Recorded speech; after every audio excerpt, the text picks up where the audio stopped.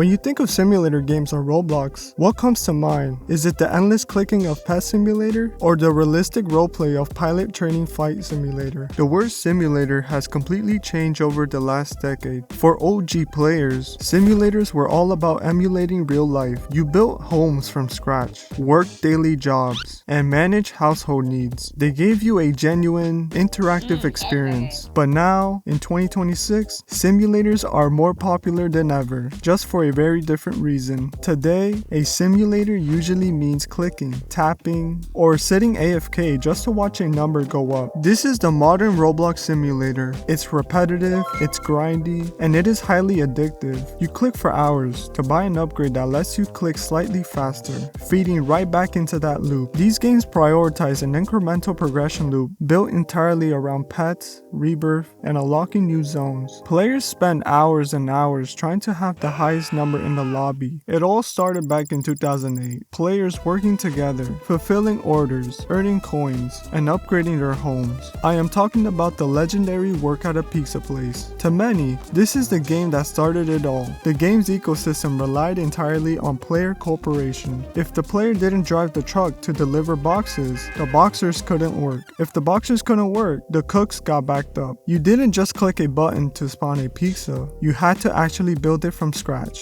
But that was just one type of simulator. We also had physics and labor games, like the 2009 classic Lumber Tycoon 2. You had to physically chop a tree, watch the physics engine drop it, cut it into manageable pieces, load it into a truck, and run it through a sawmill. It focused on an economic growth and exploration, rather than mindless clicking. And then we had the RO Evasion and the Transit simulators. These games require players to learn complex controls, manage speeds, and navigate realistic routes. There were no flashy rewards or loot boxes. You just got the pure satisfaction of operating a complex machine without crashing. And finally, the life and roleplay simulations. Long before Brookhaven or Adopt.me took over, we had the 2010 game Welcome to the Town of Robloxia and the 2012 hit Robloxity. The draw wasn't a shiny UI, it was the unscripted interactions between players living out alternative lives in a breathing city. But all of these real simulator games eventually ran their course. They were chaotic, messy, and relied way too heavily on human interactions and unstable physics. Slowly, the updates stopped and players left the games in the dust. The real reason for this downfall? Developer incentives. The day Roblox introduced the developer exchange program, allowing creators to cash out Robux for real money, was a massive turning point for the platform. Developers quickly realized that relying on a player's desire to roleplay a 9-to-5 job was terrible for player retention. If they wanted to make a living, they needed a new solution,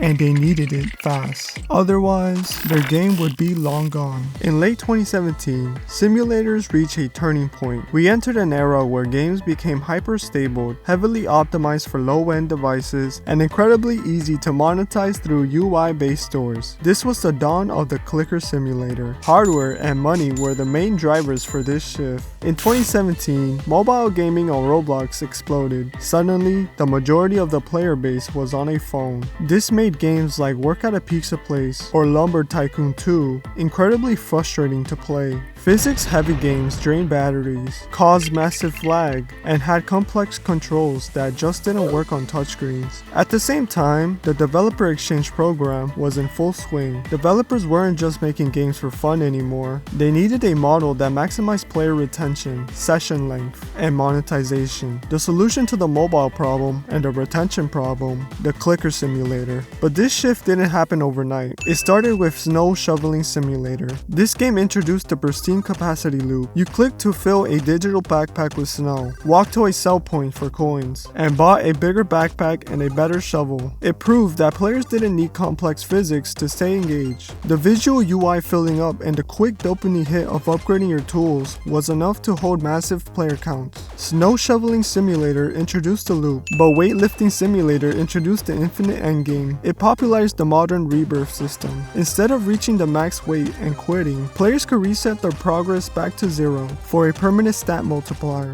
This system solved a developer's biggest nightmare, content drought. Stats didn't just stop at 100 anymore, they went to millions, billions, and trillions. It kept players glued to their screens for months without the developers having to build a single new map. Then came Mining Simulator. It took the established loop, polished it up, and aggressively pushed monetization. It used the same backpack and sell loop, but introduced crates and hats that gave distant multipliers. Its massive success proved that opening virtual boxes made serious money. Players stopped grinding for tools and started grinding just to open loot boxes. It normalized spending Robux for better luck or faster progress. But the game that truly mastered this craft was created by big games. The original Pet Simulator took everything the previous games built and tied it to a single hyper-addictive mechanic, egg hatching. Instead of your character doing the work, you hatched floating pets that did the clicking for you. These pets had rarities, shiny variants, and massive multipliers. This shifted the entire genre away from character progression and straight into pet collection. The game essentially became a giant slot machine,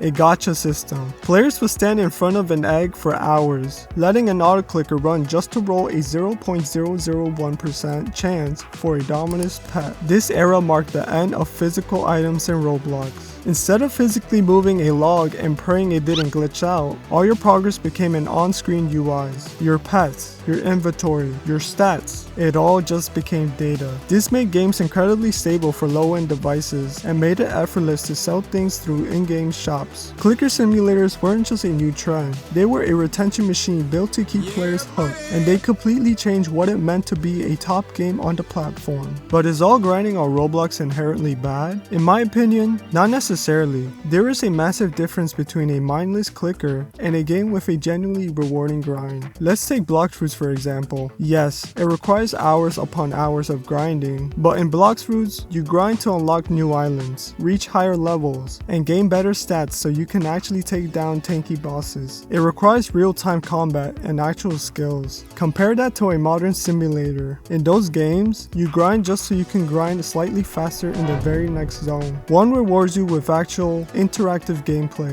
the other not so much. So, is the new simulator format ruining Roblox? Or is it just a mindless way to chill? At the end of the day, the word simulator has completely lost its original meaning. It went from representing a virtual slice of life to representing a mindless clicker. Are they inherently bad? No. Sometimes you just want to turn your brain off, listen to music, and watch some numbers go up. But we have to stop pretending these are simulators. They are clickers. They are idle games. But what do you guys think? What was the first real simulator you played on Roblox? Let me know down in the comments. If you enjoyed the video, drop a like, hit that subscribe button, and I'll catch you guys in the next one.